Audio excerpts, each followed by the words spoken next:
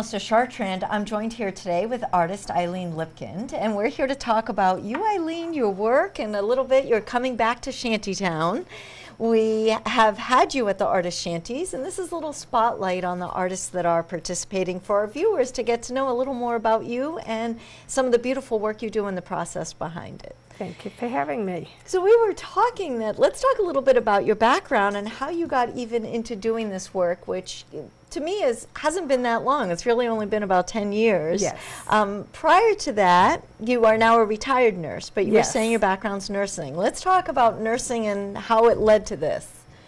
Well, actually, I've always been creative. I did knitting, I did crocheting, I've done something called Japanese bunka, punch embroidery. So there's nothing I wouldn't try. And my daughter encouraged me to take a class with her in doing jewelry. So we did. We went to the local bead shop and we both took a class. I was hooked, and that was she it. never did it again. And I've been doing it ever since. Wonderful. And you said it was a nice release. Some of these things that you've always been crafty with was a way as a release from your day job at the time. Nursing is very stressful, and so you come home and you need to relax, and I usually did something with my hands. Very nice. So. And so then, as you say, just a class. It's never too late. We tell our viewers, no matter what your interests are and whenever it is, you can always pick up and learn something new. And it's a progression. You start with just stringing beads. So I went from stringing to doing wire wrapping to doing kumihimo to doing glass, and now I like to use a torch and glass rods and melt the beads. And that's funny that you went to that. It just keeps progressing. I know. I wonder what's going to be next, Eileen. I don't know. I'm afraid. I think a fire and a torch is pretty on that other side. Exactly. So I'm not really sure. Exactly. And so these beads, as you say, you glass fire these beads. You do a lot of glass jewelry and glass designs. We have everything here from wearable art to decorative art. Exactly. And how do you get the ideas behind them? Does it just... I wake up in the morning, or I wake up in the middle of the night with an idea, and sometimes I've gotten up and started a project so I wouldn't forget it. Sometimes I just wake up and say, I know I wanted to do something like this. So. And I imagine that if you start with something and it doesn't turn the way it starts, does it morph into another product, or do you mush it all up and begin again? It usually, when you bring things out of the kiln, because after you make a bead or after you do a dish, you never know what it's going to come out looking like. So half the time it does not look like what you had planned. Sometimes you hate it and redo it. You can always remake it, you know, redesign it, or you love what you got. Sure. Let's talk a little bit about the process of these. How, for example, the beads, or these are, you don't make the beads, but you string them. You said this is a Japanese... Yeah, this is Japanese braiding. It's called kumihimo. There's actually 300 beads in each bracelet. Wow. And you pick the colors and everything? I pick the colors. I design. This actually has 7 strands of beads on it. Oh, wow. And what you do, it's a process on a board, and it's braiding.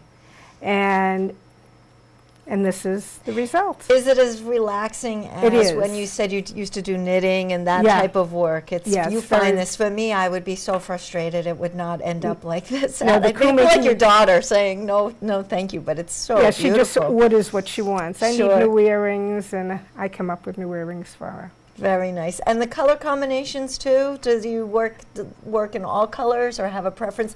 These remind me of the ocean and water, which I know inspires you. Well, these are my favorite colors, but I try to force myself to do other colors because people do like other colors other than blues and purples. But this is the colors that I tend to like doing. And I find most people like blue and purple. Is something like this, with this process and all those strands and knitting, is this something that takes a long time to do? It's probably a process over a couple days. I mean, if you're stringing 300 beads on 7 threads. And they're very small beads. Exactly. And so that's like a one-day project.